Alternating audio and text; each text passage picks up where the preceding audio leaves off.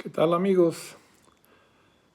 Soy José Manuel de Alba y seguimos realizando reflexiones sobre la ley de amparo y en especial sobre la suspensión. En el caso vamos a hablar de la reforma constitucional del 2011, en que en la fracción décima del artículo 107 de la Constitución se agregaron unos elementos que ya estaban en la jurisprudencia, pero que ahora ya se llevaron a nivel constitucional. Estos tres elementos es necesario analizarlos. En ellos se establece precisamente en la fracción décima que cuando la naturaleza del acto lo permita, el juez deberá hacer un análisis ponderado entre la apariencia del buen derecho y el orden público y el interés social. Entonces aquí encontramos tres elementos que no conocíamos, al menos constitucionalmente ni legalmente hablando, habían sido de materia jurisprudencial. Uno, que la naturaleza del acto lo permita. Habría que entender qué va a ser la naturaleza del acto lo permita. Ese enunciado es un tanto vago. Por otro lado, tenemos la apariencia del buen derecho y por el otro dice se deberá hacer un juicio de ponderación. Estos tres elementos no los conocíamos, al menos en la jurisprudencia, al menos estaban en la jurisprudencia, pero en la ley no se habían señalado. Entonces es necesario desarrollarlos para entender y comprender el nuevo sistema que se está reflejando en la suspensión del acto reclamado. En primer lugar, empezaremos a hablar porque lo que determine la naturaleza del acto lo permita. Tradicionalmente en las universidades y en las escuelas, inclusive en el Instituto de la Judicatura, se sigue planteando la clase de la suspensión partiendo de, primero vamos a analizar la naturaleza del acto reclamado, así es, y entonces empezamos a hablar de actos negativos, actos consumados, actos prohibitivos, actos restitutorios. Contra eso no procede. Y eso es lo que se estudia. En realidad esto ya cambió. Y ahorita señalo por qué. Esta era la base sobre la cual se descansaba. Esta base le podíamos llamar, se le llamaba en forma teórica, le llaman dogmática, de forma abstracta. O sea, no se analiza el acto reclamado, no nos interesa el acto reclamado, nada más lo único que vamos a ver es si ya es consumado, si es negativo, si es prohibitivo, si es restitutorio, en abstracto, sin ver si es constitucional o no, se niega la suspensión. Ese era el sistema que tenemos. A la raíz de que en la Constitución se señala que se puede ver la apariencia, partía precisamente de la base de que en la suspensión no se podía ver el fondo. Y esto decía, si no puedo ver el fondo, ¿cómo voy a saber si tiene razón o no tiene razón?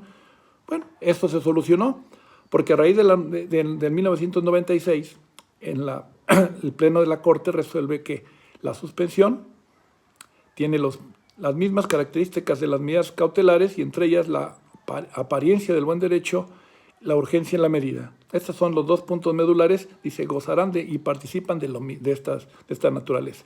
Y ya entendiéndolo así, el cambio es radical. Si ya nos dicen que podemos ver el fondo, entonces estas tesis que se basaban precisamente en ese contexto de que no se podía ver el fondo, ya asomándome al fondo ya tengo ese nuevo concepto. Entonces, la naturaleza del acto reclamado habría que ver si se tiene que redefinir. En este aspecto, pues yo creo que es necesario redefinirla y creo que encontramos elementos ya. La jurisprudencia de la primera sala ya se pronunció al respecto y señala precisamente que esto en la tesis de lanzamiento ejecutado hubo una contradicción de tesis entre dos tribunales colegiados para tratar de establecer si los actos consumados se podían restablecer o no.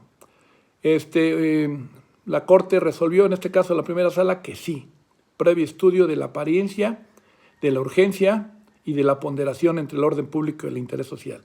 Entonces, y aquí dice precisamente, entonces, en este contexto, qué es lo que vamos a entender ahora en realidad, qué es lo que interesa, ya no si son consumados o no, dice, fíjense.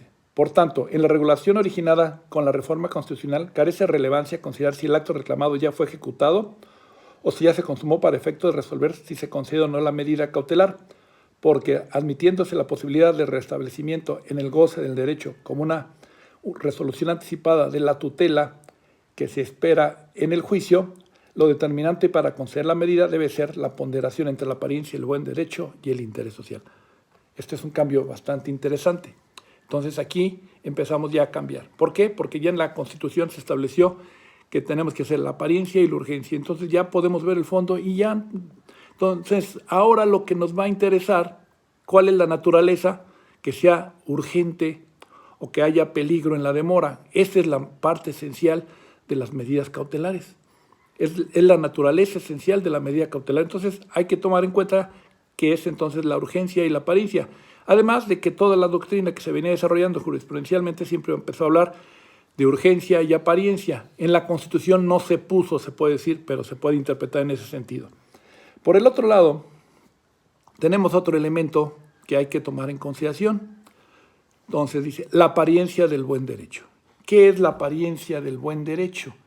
Si nos vamos al tema sobre qué es la apariencia del buen derecho, tendríamos que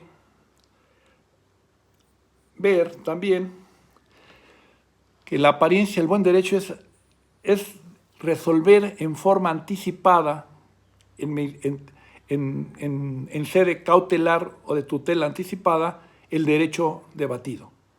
¿Sí?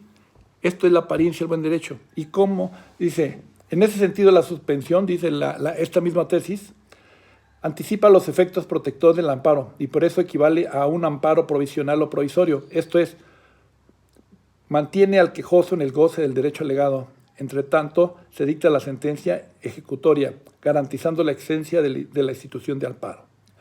De ahí que la determinante para resolver si se concede la suspensión es el análisis de la apariencia del buen derecho en cuanto a que consiste en un juicio preliminar sobre la conformidad a derecho de la pretensión del quejoso o de inconstitucionalidad del acto reclamado frente al cual se solicita la tutela preventiva de la suspensión. O sea, es un estudio anticipado. Antes no lo veíamos así, esto es un acto concreto, y por eso decimos que no es avalorado, esto es ya concreto, ya no es en abstracto y nos da más certeza jurídica. Estos son los dos elementos que ya se tienen que ir entendiendo. Desde mi punto de vista también, por ejemplo, dice, en ese sentido la suspensión anticipa los efectos protectores del amparo y por eso equivale a un amparo provisional o provisorio. Esto es, mientras el quejoso mantiene al quejoso en el goce del derecho alegado, en tanto se dicta sentencia ejecutoria garantizando la eficacia de la institución. Ahí es interesante ver cuál es el estándar probatorio, porque también es una de las problemáticas que nos presentan. Y esta misma tesis nos da la pauta. El análisis de apariencia del buen derecho debe llevarse a cabo con los elementos con que cuente o se allegue el juez al resolver sobre la suspensión. O sea, no es al tanteo, es sobre pruebas, ¿sí? Si tiene el quejoso el derecho que alega y lo demuestra, se concede la suspensión. Si no, no. ¿Cuál es la ventaja que se tiene? Pues que nada más estamos viendo en la suspensión provisional de inicio, tenemos las pruebas del actor.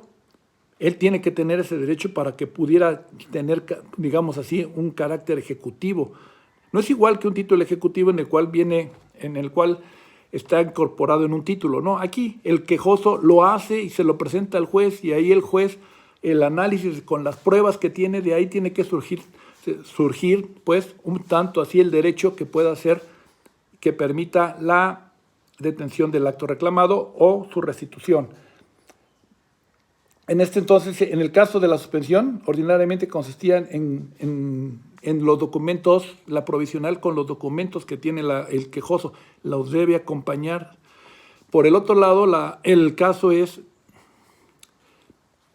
que también hay audiencia en la suspensión, y en la suspensión puede manejarse también desde el punto de vista que tenemos en la definitiva, ya tenemos los informes de la autoridad responsable. Entonces tenemos todos los elementos para resolver. Muy pocos asuntos requieren alguna prueba que no pueda tenerse en la definitiva. Entonces, en la suspensión definitiva podemos adelantar con mucha certeza el acto reclamado e inclusive la apariencia del buen derecho. Entonces, de ahí pasamos al siguiente punto. Para mí el siguiente punto que se tiene que señalar es la ponderación. Y aquí la ponderación también es un elemento nuevo. No se había manejado porque bastaba que hubiera orden público y interés social y esto se niega. Entonces, aquí ahora la Constitución señala que tenemos que hacer ponderación. Y aquí no es más otra cosa que, entre la ponderación ya son, si con la concesión del amparo se ocasiona más daños al interés social, se niega. Si con la concesión del amparo, si con la negativa del amparo se le afecta más al particular que al orden público, se concede. Estos son, a grandes rasgos, a tiempo que se deben de analizar cada uno de ellos, los más importantes, los 3 elementos que vienen a constituir los nuevos elementos de la suspensión del acto reclamado. Muchas gracias por su atención.